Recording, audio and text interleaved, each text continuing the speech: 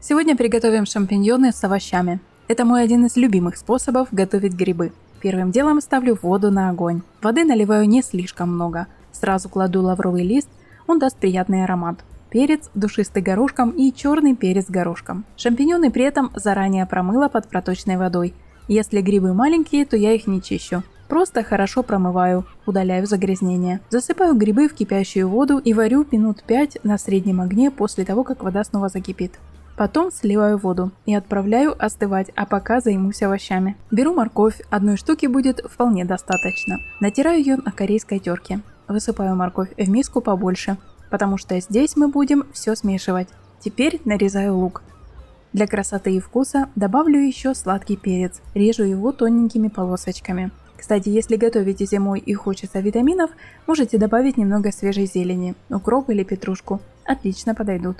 Список продуктов для этого рецепта вы найдете в описании под этим видео. Теперь самое интересное, делаем маринад. Добавляю к овощам сахар и соль. Слегка перемешиваю и немножко переминаю руками, так овощи быстрее пустят сок. Чеснок, вот без него никуда. Выдавливаю через пресс 3-5 зубчиков, если любите поострее. Можно мелко порубить ножом или натереть на мелкой терке. Добавляю красный острый перец. Нарезаю его кубиком помельче. Если не любите острое, положите совсем чуть-чуть. Кориандр и специи для корейской моркови. Они придают неповторимый аромат. Все специи кладу горочкой в серединку миски. И сейчас вы поймете, почему именно так. Беру растительное масло без запаха. Наливаю в сковороду. Вы можете взять любую посуду. Главное, чтобы удобно было потом выливать. Ставлю на огонь и нагреваю до горячего состояния. Важно! Масло должно быть очень горячим, но не дымиться. Если начало дымить, убавьте огонь. И вот самый эффектный момент.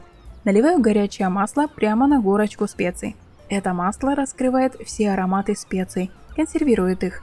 Запах просто потрясающий. Теперь добавляю уксус. У меня натуральный яблочный. Дальше добавляю грибы. Все перемешиваю аккуратно, чтобы каждый кусочек пропитался маринадом. Теперь пробую и корректирую вкус. Может соли добавить или сахара. А может еще капельку уксуса. Вкусы у всех разные, поэтому доверяйтесь своим ощущениям.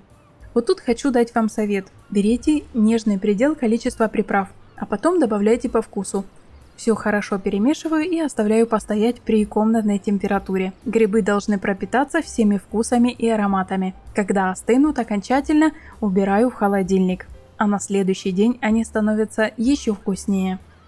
Все ингредиенты подружатся между собой, вкусы смешаются. Также я перекладываю грибы в контейнер с крышкой и периодически встряхиваю его. Или просто достаю и перемешиваю ложкой.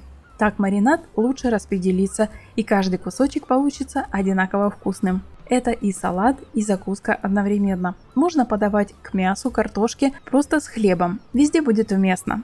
А на праздничном столе такие грибочки вообще незаменимы. Сочные, ароматные, с приятной кислинкой и легкой остринкой. Готовятся быстро. Обязательно сохраняйте этот рецепт, чтобы не потерять. До встречи в комментариях и следующих видео. Приятного аппетита!